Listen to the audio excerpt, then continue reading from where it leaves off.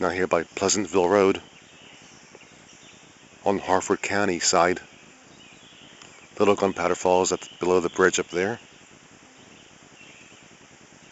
You're all about to get some Ma and Pa history.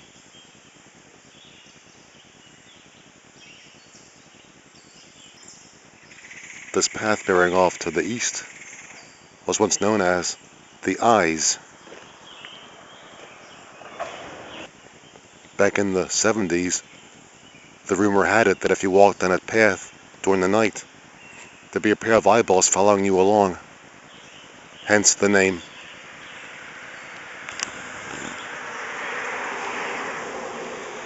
But to check out the Ma and Pa, we had to cross to the Baltimore County side of the line. And Little Gunpowder Falls is the county line. I have shots of this bridge, and it was just a great bridge. That's Grate, not EAT. And Little Gunpowder Falls, looking east.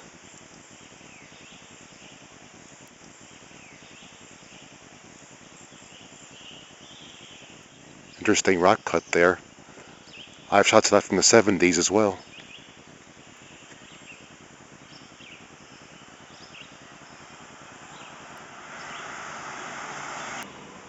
But over here to the east, our path which leads us to the Ma and Pa.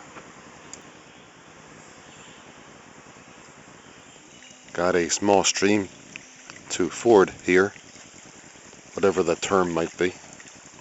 Oh, a biker.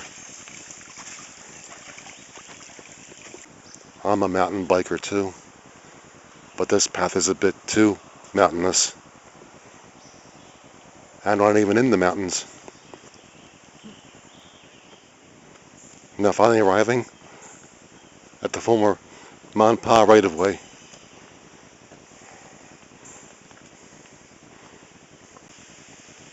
We'll head east that direction. We have a somewhat deep cut here, as I'm sure is obvious. Can you imagine how loud those trains would have been as they steamed through here? Must have been some racket. Up here the cut ends, and we're above on a high fill, as you'll see. Above the Gunpowder, that is. Little Gunpowder. And now we're on that high fill. Down there through the trees, some places, the Little Gunpowder Falls. But out of view because of the leaves. But here's the high fill that this line is now on.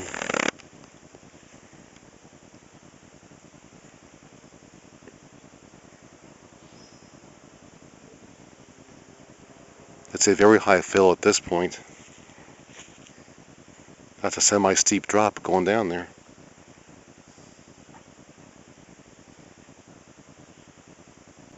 Also still some leftover gravel, believe it or not, from the 1950s when this line last ran.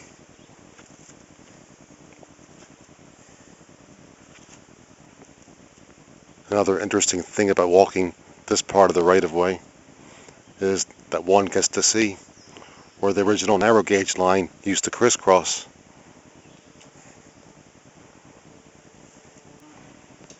One such spot is here just before this next deep cut. The standard gauge line ran through that cut straight ahead, but prior to that the narrow gauge line would have bypassed the hill that the cut cuts through and run that way, around the hill instead of through it.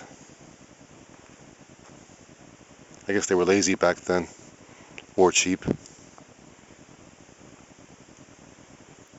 I guess one can walk either way, but this time we'll take the narrow gauge cut, the narrow gauge around the cut, whatever.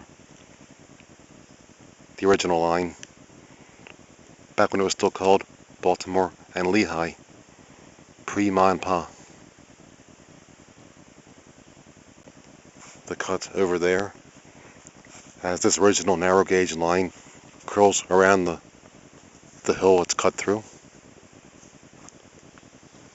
for lack of a better way to explain it. In fact, the narrow gauge cut, cutting back and forth across the standard gauge line, looks almost like a sine wave. Those of you who have oscilloscopes know what I'm talking about, if you have an oscilloscope.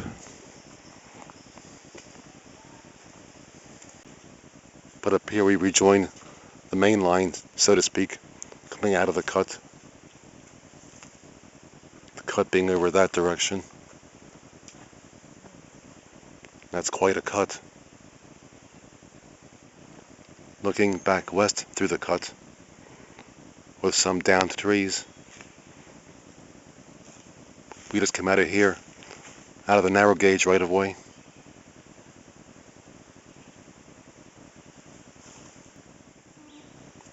And now continuing on, where both lines are now one.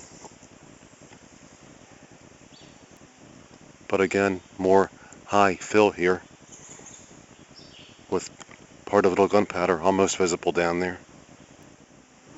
Right down there.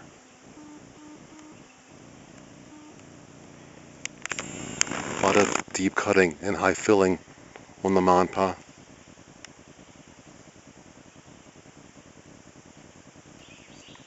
Got somewhat of a straightaway here, though in the Monpa, straightaways were few and far between.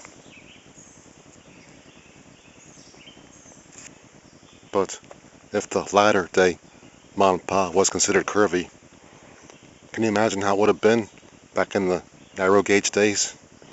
Curvier.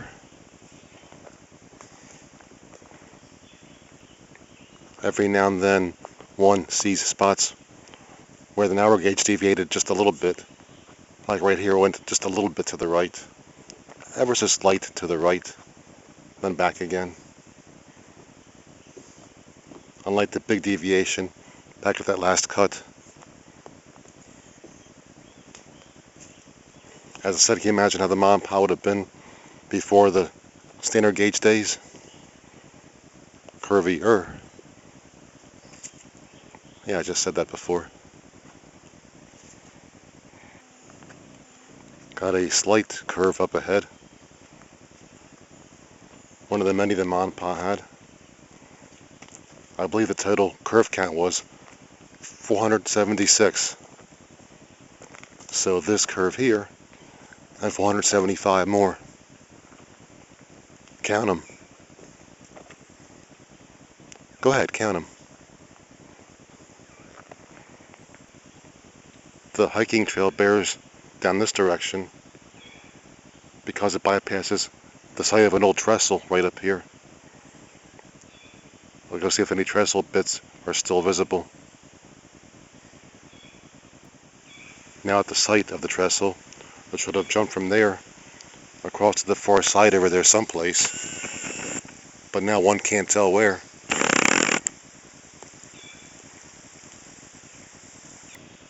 But thanks to that sign, if I see any deer, I can't give them both barrels. I'll just give them just one barrel. Now back at our bypass trail, which we'll check out. And over there, where the trestle abutment would have been, I was just standing up there, shooting towards the left, across the ravine.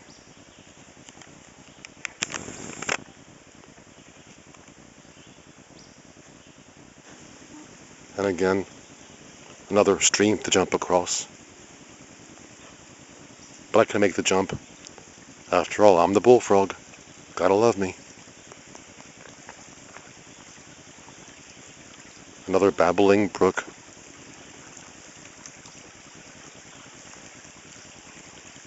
Back at you.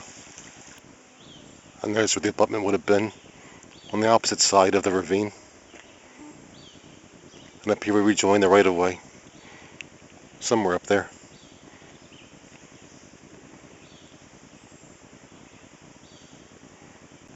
And here it is. trestle site over there, and the rest of the Monpa proceeding east over here through one more deep cut. As I said, these cuts must have been very noisy when trains chugged through here.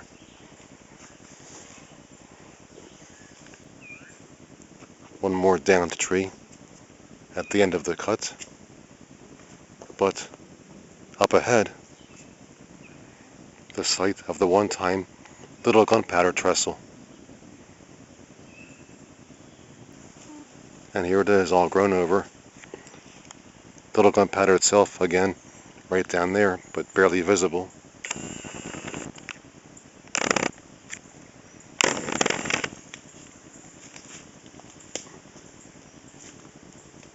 In fact, back in the 1890s, they had a bad derailment on that trestle. You can imagine what happened. There's part of a stone abutment still left there, actually. Any wooden trestle would have crossed Little Gunpowder. That away somewhere.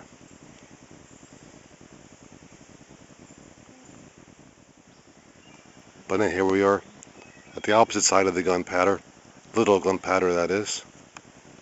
The Gunpowder itself glimmering down below. Well, kinda, sorta.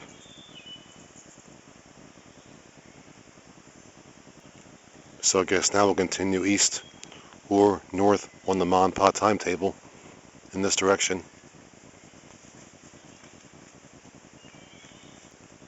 To our left is the former narrow gauge line. Once again, it had its own crossing of the Gunpowder before the standard gauge line was put in. But of course that was long wiped out back in 1901. As said before, the narrow gauge line crosses over the standard gauge line and looks like a sine wave on an oscilloscope. The narrow gauge cut one more time. Here's the first spot on this side of Little Gunpowder, where it crossed over this line and then bore down that way, although one can barely tell right now due to the growth and the erosion. Over here we're again on a high fill on the standard gauge line, but the narrow gauge line would have taken a trestle over this gully. The one abutment would have been right there. Other abutment would have been on that side, through there, but both long gone now.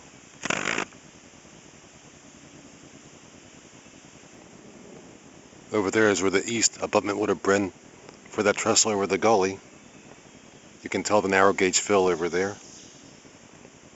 Over here the standard gauge line passed through a deep cut one more time, but our trail takes narrow gauge line around the cut, as it did before. Very impressive cut there. We're going around this way to the narrow gauge line. Again, there's the right of way for it. And this trail curves onto it.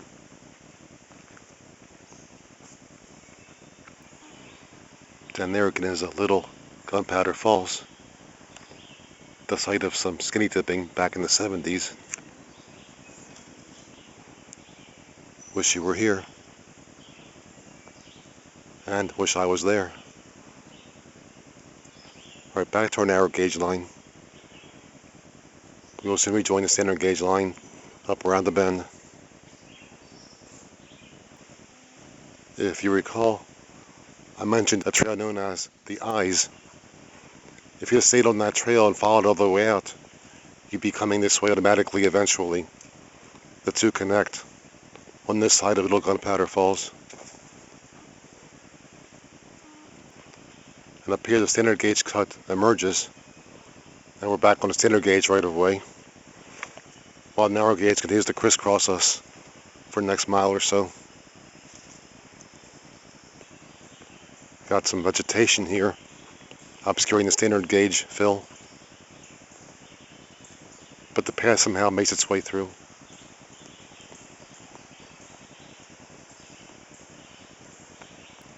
Over here is a spot where the narrow gauge line wavered a bit. It bore to the left a bit over there, in that there vegetation. Then crosses us again further up.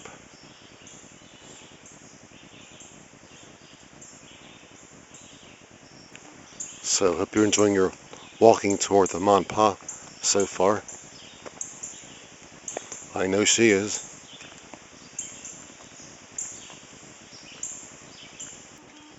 And still on a high fill, overlooking Little Gunpowder.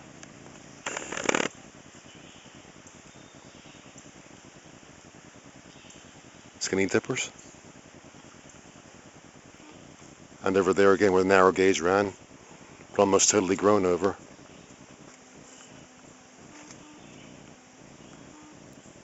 In this spot, the narrow gauge and standard gauge straddle each other. But up here, the narrow gauge line stops straddling and goes off its own way that direction through that brush.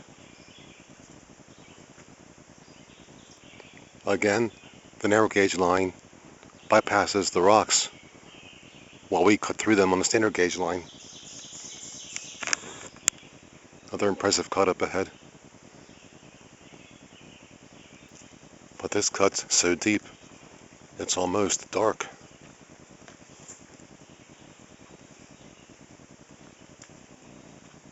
In fact, for all you B&O heads, and you know who you are, the Mon Pa here is like the B&O's old main line.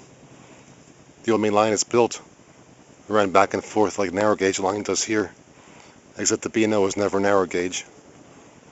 There's some good examples of that near Union Dam and west of Sykesville, where the old line cuts back and forth across the current line. For all you B&O heads, and as I said, you know who you are, so I won't mention names. But the B&O got straightened in 1905, and the Mon Pa got straightened in 1900. The Mon Pa beat the B&O by 5 years. So take that, all you B&O heads. I should have called myself Mr. Mon Pa, but there's someone else who deserves that honor more than I do. The late Charles T. Mahan. He photographed the Mon Pa extensively in the 40s and 50s.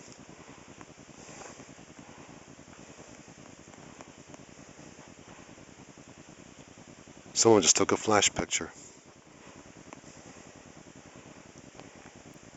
And over here, the narrow gauge line re-emerges and crosses over this line and goes over to the left again, up ahead there where she is.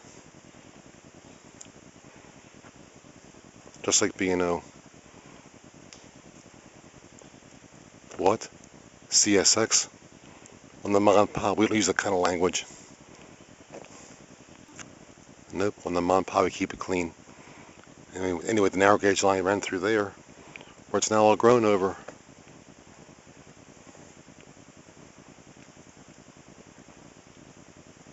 No wonder they beat the B&O by 5 years.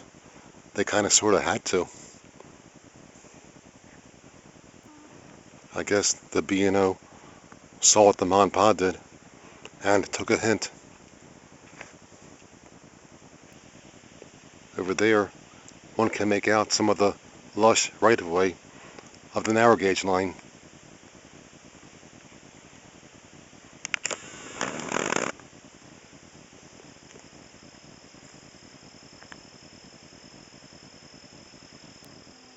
In fact, that's a very wide swing the narrow gauge line took at this point. Here's our standard gauge line, way over here. And there it is again. But up ahead, it crosses us again. And up here, that happens. It crosses over our line here, then goes around that way. It goes around the hill that the main line, the standard gauge line, cuts through one more time.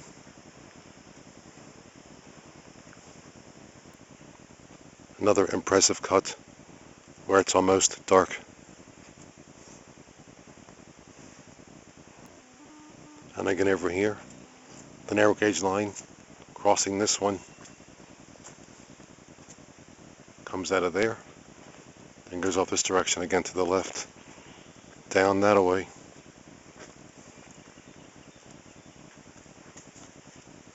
Right through there.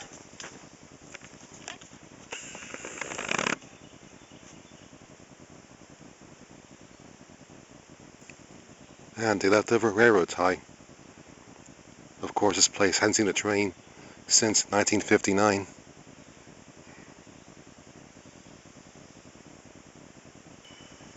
But over there's an impressive gash in the narrow gauge line.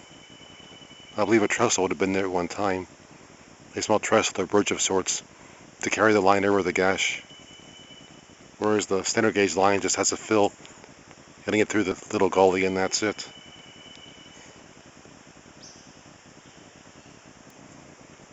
In fact, here, the standard gauge line looks wide enough for 2 tracks. Yes, there were some spots where Ma and Pa actually had double track. Believe that one or not. Yes, indeed, here with nature.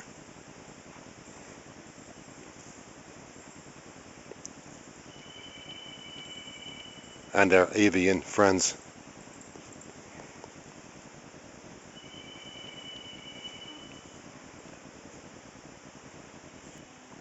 And still even got leftover gravel from the 50s and before. And again, the narrow gauge line emerging and about to cross over. Although at this point it's higher than the standard gauge line is here. Then went up there to the right someplace. It went right through there. But at this point it's a couple feet higher than this line. Can't explain that one. Except back in 1888, they couldn't grade stuff for crap. But again, one more semi-impressive cut here. And a straightaway in the Ma and Pa. Tricky using the word straightaway and Ma and Pa in the same sentence. So here it is. The year 3013. And walking along the CSX Old Main Line. Your look into the future. Brought to you by your bullfrog. So with that in mind, can you believe it's been 1,000 years since the last Gevo passed through here? With its Q designation? Alright, back to the past. Once again, you guessed it, the narrow gauge line coming out.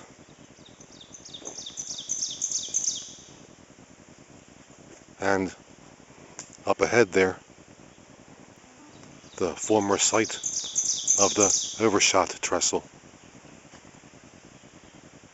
Aptly named because it crossed Overshot Run. The standard gauge line would have had the trestle straight ahead.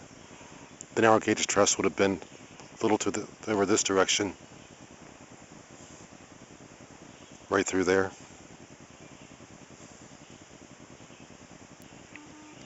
And right there is the abutment for the standard gauge Overshot Trestle.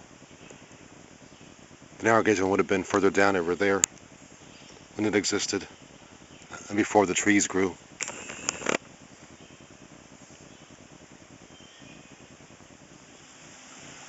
Now down by Laurel Brook Road, and that's facing northwest on it, directly below the spot of the Overshot Trestle. We were just right up there through the trees. You can maybe make out one trestle support there in the woods. Right there. That would have been the standard gauge trestle support with narrow gauge being over here a bit further, but now support's totally gone. But if there would have been the abutment for it, and down below here is Overshot Run itself. And more trestle supports for the Overshot Trestle. There, and one more over there. And a few more in the woods on the hillside that you can't see due to the vegetation. But the line would have continued right up there someplace. Way up there. I'm going towards Fallston, Bel Air, and finally on to York, Pennsylvania. So, hope you enjoyed your miniature walking tour of the Ma and Pa in Little Gunpowder Valley. I'll have more Ma and Pa eventually to come, including some classic photos. So you might want to stick around. Take it from her. She's been sticking around for the past 45 years.